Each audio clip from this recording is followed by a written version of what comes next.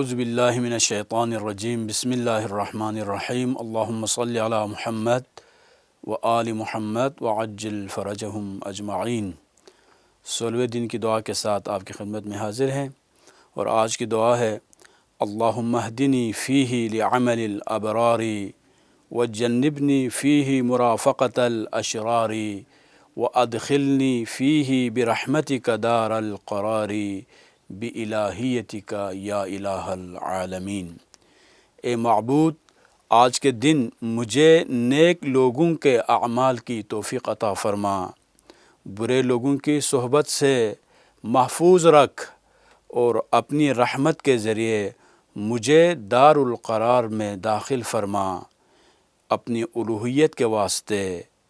اے جہانوں کے معبود۔ گزشتہ دعاؤں کی طرح آج کی دعا میں بھی 3 بنیادی ترین مطالب کی طرف اس دعائے مبارک میں اشارہ فرمایا ہے، اور پہلی جو چیز ہے یا پہلا جو مطلب ہے وہ ہے نیک لوگوں کے اعمال کی توفیق کی دعا۔ دنیا میں انسانوں کو ہم کردار کے اعتبار سے 2 ہی حصوں میں ڈیوائیڈ کر سکتے ہیں۔ بعض وہ لوگ ہیں کہ جو نیک اعمال بجا لاتے ہیں، اور بعض وہ لوگ ہیں کہ جو برے اعمال کو اپنی زندگی میں انجام دیتے رہتے ہیں۔ اس دعائے مبارک میں یہ ارشاد فرمایا ہے کہ نیک لوگوں کے اعمال کو بجا لانے کی مجھے توفیق عطا فرمائے، یعنی اگر افراد اچھے ہوتے ہیں تو پھر وہ اچھے افراد اپنی زندگی میں نیک اعمال کو ہی بجا لاتے ہیں۔ اور وہ نیک افراد کون ہو سکتے ہیں؟ نیک افراد متقین ہو سکتے ہیں، نیک افراد صالح افراد کو نیک افراد کہا جاتا ہے۔ اسی طرح مومنین بھی نیک افراد میں ہی قرار پاتے ہیں۔ لہٰذا افراد اگر نیک ہوں گے تو پھر ان نیک افراد سے ہمیشہ نیک اعمال ہی انجام پاتے ہیں۔ لہٰذا ایک مسلمان کو، ایک مومن کو، ایک روزہ رکھنے والا جو انسان ہے، اس کو چاہیے پہلے افراد کو مشخص کریں کہ مومن، ابرار، متقی کون ہے، اور اس کے بعد فاسق اور فاجر کون ہے، ان میں پہچان ضروری ہے۔ ہم نہ جاننے کی وجہ سے بعض دفعہ ایسے لوگوں کے ساتھ رہنا شروع کر دیتے ہیں کہ جن کے بارے میں ہمیں صحیح سے معرفت نہیں ہوتی، صحیح سے اس کے بارے میں علم ہمارے پاس موجود نہیں ہوتا، اور اسے عدم علم اور عدم معرفت کی وجہ سے اس کے ساتھ رہتے رہتے ان لوگوں کی جو عادات ہے، ان کی جو ہیبٹس ہے، اس کو ہم اختیار کرنا شروع کر دیتے ہیں، اور ہمیں معلوم بھی نہیں ہوتا کہ انکانشیسلی ہم ان کی تمام تر جو رفتار ہے، گفتار ہے، ان کو اپنی زندگی کا حصہ بناتے ہیں، اور ان غلط لوگوں کی وجہ سے پہچان کی جو صلاحیت ہے وہ صلاحیت ہی ختم ہو جاتی ہے۔ لہٰذا اس دعا کے نتیجے میں ہم یہ کر سکتے ہیں کہ جب بھی جن سے بھی ملیں کہ ہم پہلے نیک اور برے جو لوگ ہیں ان میں پہچان کریں، پھر نیک لوگوں کو جب ہم مشخص کریں گے تب جا کر ان لوگوں کی سیرت کو ہم اپنا سکتے ہیں۔ قرآن مجید میں متعدد آیات میں اسی مطلب کو واضح کیا ہے۔ کونوا یا ایھا الذین آمنوا اتقوا اللہ حق تقاتہ، کبھی ارشاد پروردگار ہو رہا ہے کہ اے لوگو تقوی الہی اختیار کرے، کبھی آپ کو قرآن یہ ارشاد فرماتے ہوئے آپ دیکھتے ہیں کہ وَكُونُوا مَعَ الصَّادِقِينَ، سچوں کے ساتھ ہو جائیں۔ جو سچے لوگ جو ہوتے ہیں ان کے ساتھ رہنے سے انسان کو بھی سچائی نصیب ہوتی ہے۔ لہٰذا پہلی جو چیز افراد کی تشخیص ہے۔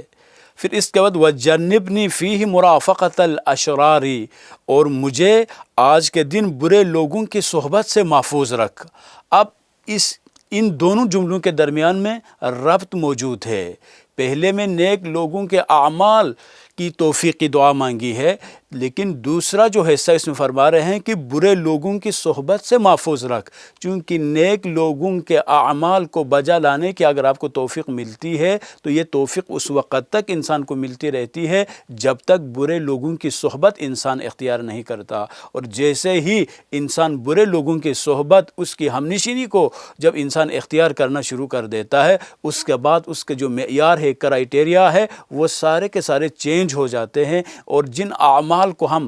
اچھا سمجھ کے انجام دیتے رہے ہیں، لیکن جب دوستوں کے بدلنے کے ساتھ ساتھ، صحبت کے بدلنے کے ساتھ ساتھ، وہ اعمال کا جو معیار ہے وہ بدل جاتا ہے۔ اور ایسا بھی ہوتا ہے بعض اوقات ان برے اعمال کو، ان برے لوگوں کی وجہ سے ہم اچھا سمجھنا شروع کر دیتے ہیں۔ اس لیے ارشاد ہو رہا ہے کہ برے لوگوں کی صحبت سے دوری بھی ضروری ہے۔ اور وہ کون کون لوگ ہیں کہ جن کی صحبت سے ہمیں منع کیا ہے؟ فاجر اور فاسق کی صحبت سے ہمیں منع کیا ہے کہ زندگی میں فاجر اور فاسق سے کبھی دوستی نہ کرے، اس لیے کہ جو فسق اور فجور میں مبتلا ہوتا ہے، جو اللہ تعالیٰ کی معصیت کرتے ہوئے جن کو خوف نہیں آتا،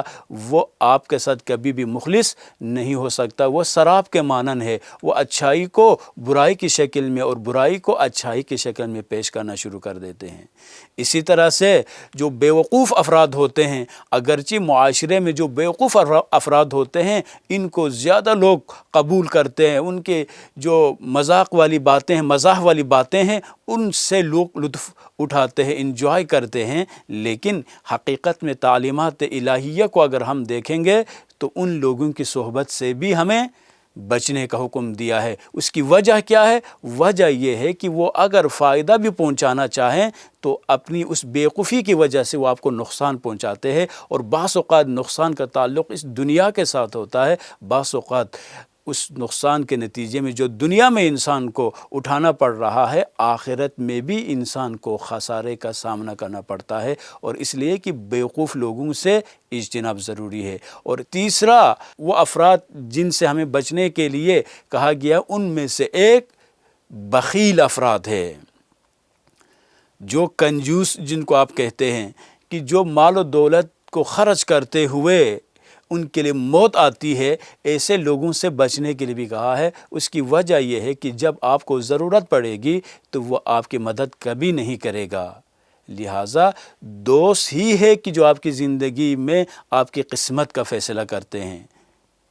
روایات میں موجود ہے، اگر کسی شخص کے بارے میں اگر آپ کو معلوم نہ ہو کہ وہ اچھے ہیں یا برے ہیں، تو کہا جاتا ہے کہ آپ دیکھ لیں یہ کن کے ساتھ اٹھتے ہیں اور کن کے ساتھ بیٹھتے ہیں۔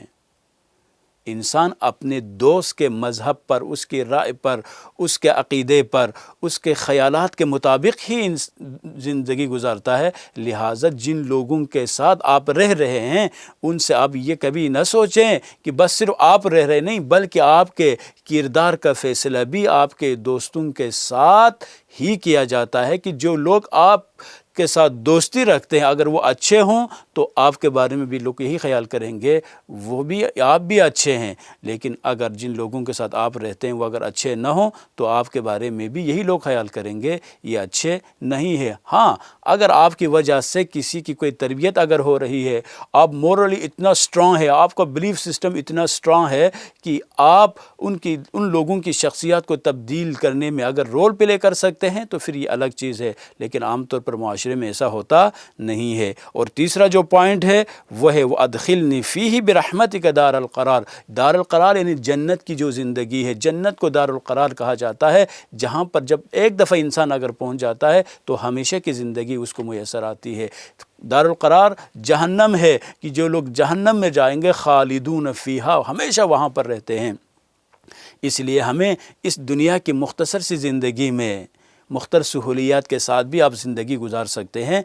اس دنیا میں گھر کا تعمیر کرنا، اس دنیا میں آسائشوں کے ساتھ زندگی گزارنا، اگر یہ حلال مال کے ذریعے ہو تو یہ کوئی حرام چیز نہیں ہے، یہ شریعت کی طرف سے کوئی ناپسندیدہ عمل نہیں ہے، لیکن کوشش یہی ہونی چاہیے کہ اس دنیا میں جو مختصر سی زندگی ہے اس میں اگر آپ محل میں رہنا چاہتے ہیں، اس کے بغیر آپ کی زندگی ممکن نہیں ہے، آپ کو ان آسائشوں کی ضرورت ہے، تو ان آسائشوں کو ذہن میں رکھتے ہوئے اس پرمننٹ رہنے والی اس جگہ کے بارے میں بھی سوچنا ضروری ہے کہ جہاں پر ایک دفعہ جب انسان پہنچے گا تو پھر ہمیشہ کے وہاں پر رہنا پڑتا ہے۔ اس دنیا میں پھر بھی وقت گزرتا ہے، اس میں تبدیلیاں رونما ہو سکتی ہے، لیکن وہ آخرت کی زندگی جو ہمیشہ کے لیے، جو دائمی ہے، جو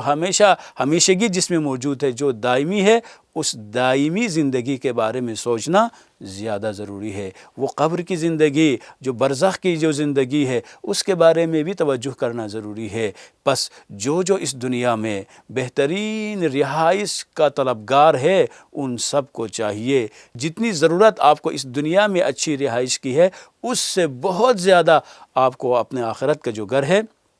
اس گھر کو آباد کرنے کی ہے۔ اس لیے اس دعا میں ہمیں یہی دعا مانگنے کا سلیقہ بتا دیا ہے۔ اور آخر میں بِإِلَٰهِيَتِكَ یا الہ العالمین، یہ اللہ تعالیٰ کے بارے میں اس دعا کرنے والے کے اس عقیدے کا اظہار ہے۔ اے عالمین کا معبود، یعنی عالمین کا معبود صرف پروردگار عالم ہے، کوئی نہیں ہے۔ عبادت صرف خدا کی ہی ہونی چاہیے، بندگی خدا کی ہی ہونی چاہیے۔ جب آپ کا یہ عقیدہ ہو کہ میرا معبود صرف ایک ہے جو عالمین کا معبود ہے، اس عقیدے کے ساتھ اس ذات پر یقین، بھروسہ اور توکل کرتے ہوئے جب آپ زندگی گزارنا چاہیں گے، اس کی بارگاہ میں جا کر دعا کرنا آپ شروع کریں گے، تو پھر وہ آپ کی دعائیں بارگاہ الہی میں